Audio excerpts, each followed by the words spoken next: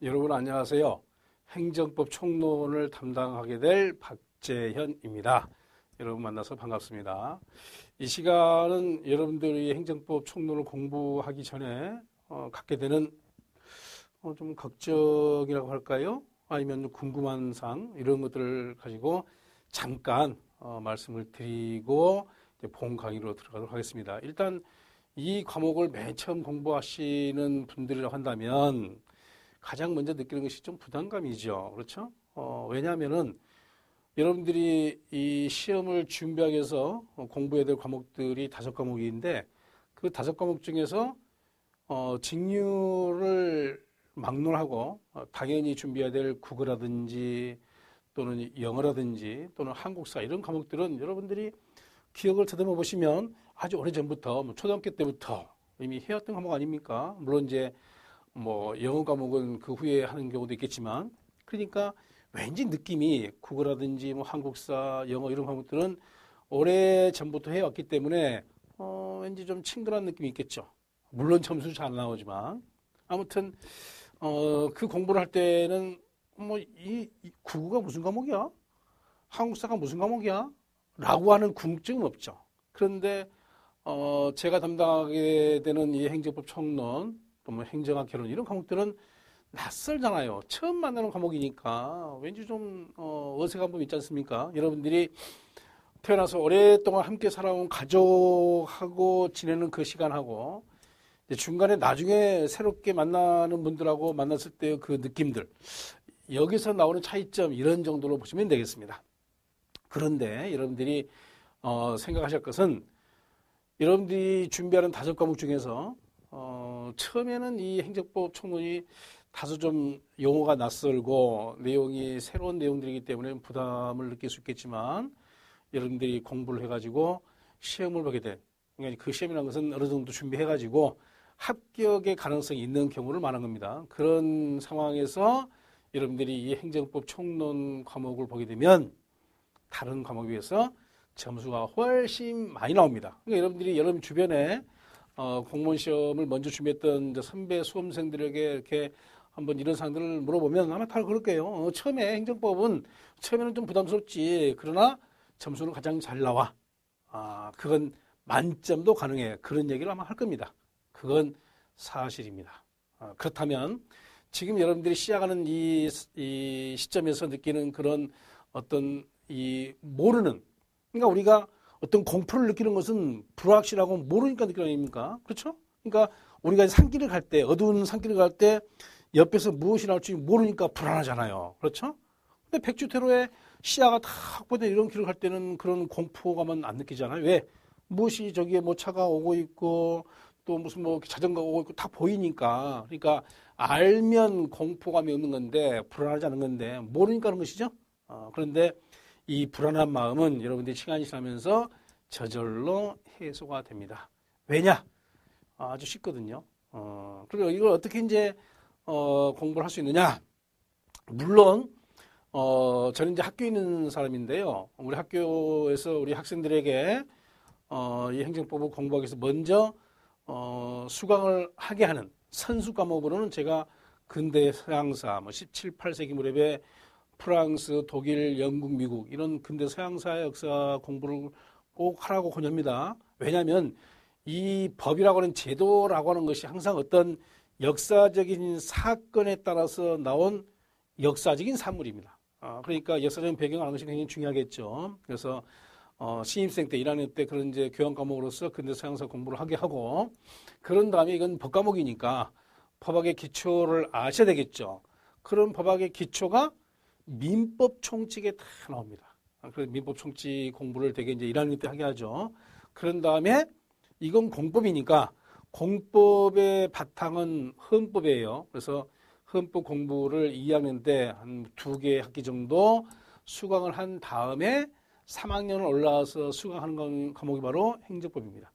그러면 여러분들이 이제 이 과정을 생각한다면 가장 먼저 근대 서양사 공부하고 그 다음에 민법 총칙 공부하고 헌법을 공부한 다음에 행정법을 공부한 것이 순서란 얘기죠. 그런데 지금 이 강의를 듣게 될 여러분들 중에서는 그런 과정을 거쳐온 분이 아마 거의 안 계실 거예요. 그러니까 거쳐야 될 과정을 거치지 않고 거쳐야 될 절차를 거치지 않고 오게 되면 당연히 어려운 것은 당연한 것이죠. 그렇죠? 그러니까 그걸 이제 이렇게 비유해보죠. 1층에서 근대 서양사 공부를 하고 나면 2층에 올라올 자격이 있는 것이고 2층에 올라와서 민법 총칙을 공부하게 되면 그 다음에 3층에 헌법을 공부할 수 있는 자격이 있고 3층에서 헌법을 공부를 다 하고 나면 비로소 4층에 올라와서 행정법을 공부할 수 있는 자격이 되어 있는 것인데 여러분들은 1층에서 4층으로 점프하는 그런 상황입니다. 그러니까 그만큼 버겁겠죠? 그런데 그런 이제 여러분들이 거쳐야 될 절차를 거치지 않고 그런 과정을 생략했던 이런 상황에서도 행정법에서 고득점을 할 수 있는 그런 그 이유는 이 과목의 내용이 쉽다는 것이고 그리고 이 과목의 그런 어떤 그 흠결 부분을 보완할 수 있는 방법이 있기 때문이다. 그 방법은 무엇이냐? 반복적으로 복습하는 것. 여러분들이 반복적으로 복습만 잘 하신다면 이 과목은 고득점을 할 수 있는 아마도 유일한 과목이라고 할 수가 있겠습니다. 자, 이런 정도 생각하시고 그럼 이제 여러분들 궁금하시는 사항을 교재 내용의 자료와 또 이제 또 다른 그 통계를 가지고 소개할 텐데 일단 여러분 교재 맨 앞쪽에 보게 되면 이게 페이지가 없어요. 이게 페이지가 없고 교재 맨 앞쪽에 목차 앞쪽을 보게 되면 출제 경향 살펴보기라고 되어 있습니다. 맨 앞쪽에 이렇게 도표가 있잖아요. 이게 이제 교재 앞쪽에 페이지가 없기 때문에 페이지를 말씀 못 드립니다. 여러분들 교재 맨 앞쪽에 넘겨보시면 이렇게 단원이 되는데 이 교재를 보게 되면 단원이 크게 맨 왼쪽에 4단원 되어 있죠. 그렇죠? 지금 그 표시는 안 되어 있지만 제1편부터 제2편 그리고 제3편 그리고 제4편 물론 맨 마지막 편에 제5편의 내용이 일부는 소개가 되어 있습니다. 제5편은 전부는 아니고 일부만 되는 건데 그 이유는 이 5편의 내용은 우리 행정법 총론 시험의 출제 범위는 포함이 안 되기 때문입니다. 그러면 이걸 왜 넣느냐? 지금까지 행정법 총론이라는 그 이 과목명으로 시행된 것이 벌써 이제 9년째 되는데 9년 동안에 2문제가 있었어요.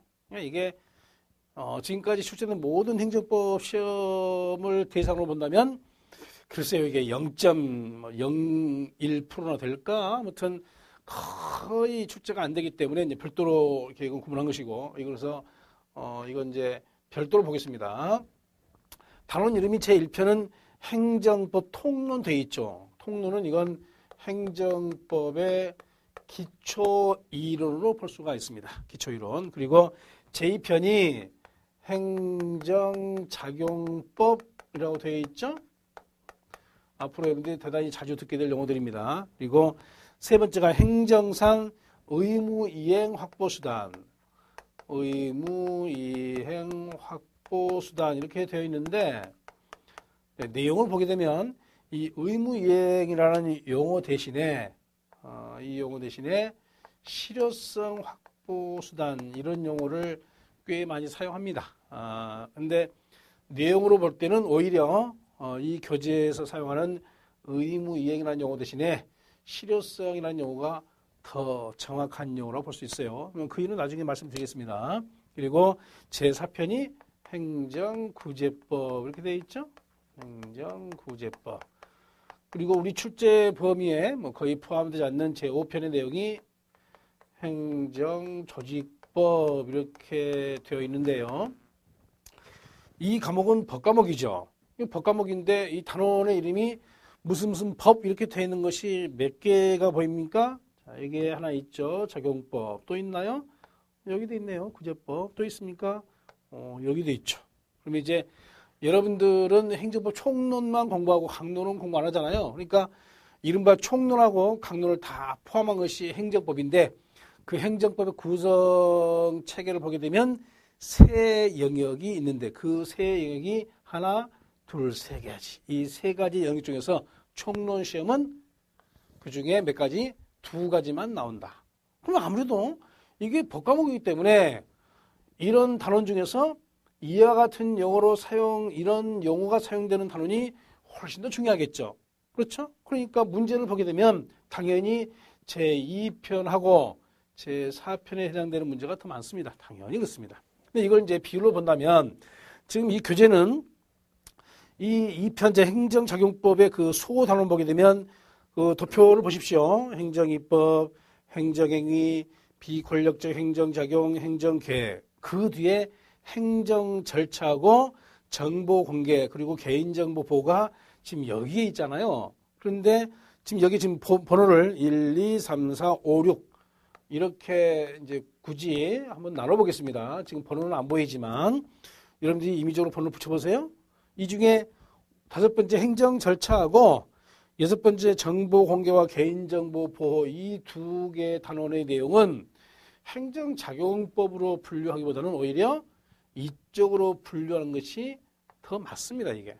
그래서 이 수험서마다 편제가 좀 다른 부분이 있는데 그 다른 부분이 있다고 한다면 바로 이 부분이 달라요. 그래서 이 교재는 지금 이쪽으로 분류해놨지만 편의상 이 내용은 작용법에 해당되는 것보다는 구제법으로 볼 수 있다는 거. 이렇게 일단 먼저 정리하고 단원마다의 그 출제 비중을 따져보면 1편 기초이론 자, 여기까지 2편 그리고 3편 이것을 포함한 4편 이 4개 단원의 그 출제 비중이 대체로 제1편은 15%에서 약 20% 정도. 그러니까 되게 이제 3문제, 많게는 4문제. 그러겠죠? 그리고 2편은 이걸 뺍니다. 이걸 뺀 나머지 단원에 해당되는 문제가 약 30%. 이건 이제 언제나 증감이 가능합니다. 증감 가능. 매 시험마다 이 비율이 정확하게 들어맞는 거 아니고 이 대개 이 범주 내에서 플러스 마이너스 몇 이 정도의 변동이 있다는 것입니다. 그리고 제3편에 해당되는 문제가 10%에서 약 15% 그리고 4편은 이 2개 단원을 이쪽으로 그 단원을 옮겨볼 때 이쪽이 대략 40%.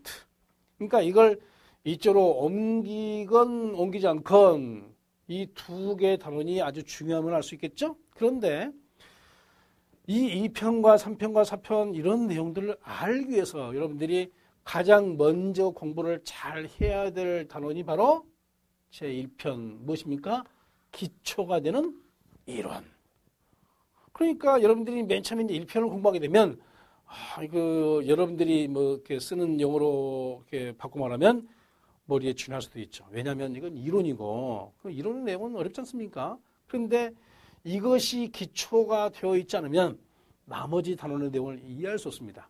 그러니까 제가 여러분께 이제 권유하는 것은 좀 지겹고 좀 부담이 되겠지만 먼저 제1편 기초 이론을 먼저 3회 정도 좀 반복해서 이걸 열심히 좀 진득하게 들으신 다음에 그 다음에 2편 이하의 내용을 공부하는 것이 훨씬 더 효과적입니다. 그렇지 않고 이제 순서대로 1편 듣고 2편 이 내용을 쭉 듣는 경우가 일반적인데 그렇게 듣다 보면 2편 듣다가 다시 또 이쪽의 내용을 다시 되돌아와서 볼 수밖에 없는 그런 상황이 반드시 발생합니다. 그러니까 그런 이제 번거로움을 미리 예방하는 측면에서 여러분들이 제 이제 권유를 잘 이렇게 생각해서 받아들여서 본다면 1편의 내용을 먼저 좀 지루하겠지만 3번 정도를 반복해서 확실하게 그 이 기초가 되는 이론을 이해하신 다음에 2편부터 이렇게 순서대로 보게 되면 훨씬 더 효과적입니다. 처음에만 그렇게 하시고 그렇게 이제 이것이 이제 1순환이겠죠? 1순환. 그리고 1순환 과정을 마치고 난 다음에 2순환부터는 뭐 이런 과정 없이 곧바로 이렇게 해도 무방합니다. 그러나 첫 번째 할 때는 반드시 이 단원을 한 3번 정도 반복해서 들으신 다음에 2편, 4편 이렇게 순서를 공부하시는 것이 효과적이다.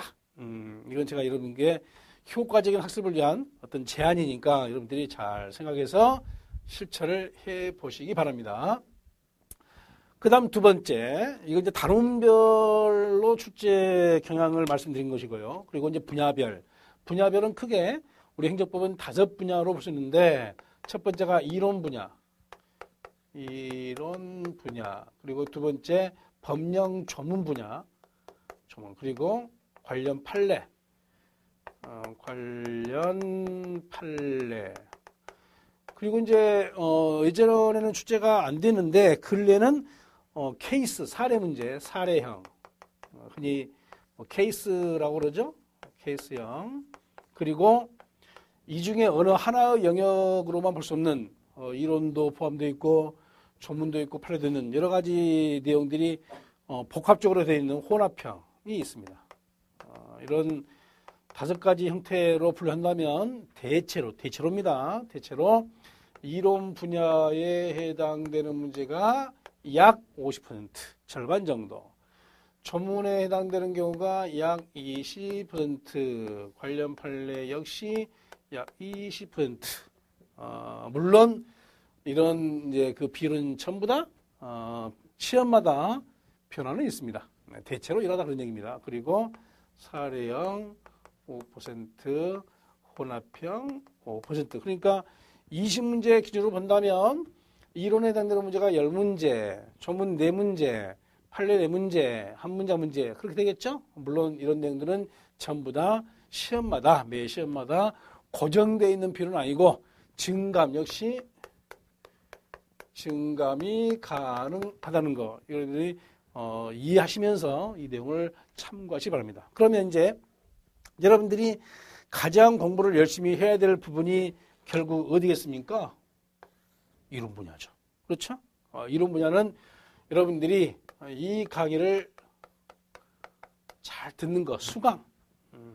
열심히 강의를 듣는 것이 중요하고, 그리고 이제 수강한 다음에 교과서를 읽게 되는 그런 학습, 강의를 열심히 듣고, 그 강의 교재를 열심히 보는 그런 방법이고, 이 법령 조문은 여러분들이 좀 짜투리 시간 있잖아요. 식사하고 좀 쉰다든지 이런 시간을 활용해서 반복적으로 아주 자주 나오는 법령이 있습니다. 그런 법령들은 이제 본 강의 진행하면서 제가 말씀을 드릴 텐데, 아무튼 법령 조문이 그대로 나오는 대표적인 법률이 한 6가지가 있어요. 그런 6가지 그 관련 법률은 조문의 내용들을 여러분들이 반복해서 잘 보셔야 됩니다. 그리고 판례는 좀 부담이 되죠. 양이 많아요. 그래서 우리 이 교과서의 교재에도 많은 판례들이 소개가 되는데 그 판례들을 여러분들이 맨 처음에 이론 강의 들을 때는 이런 부분까지 막 한꺼번에 하려고 하면 부담스럽죠. 그래서 가볍게 보시는 정도로 하고 2회, 3회, 그리고 2순환,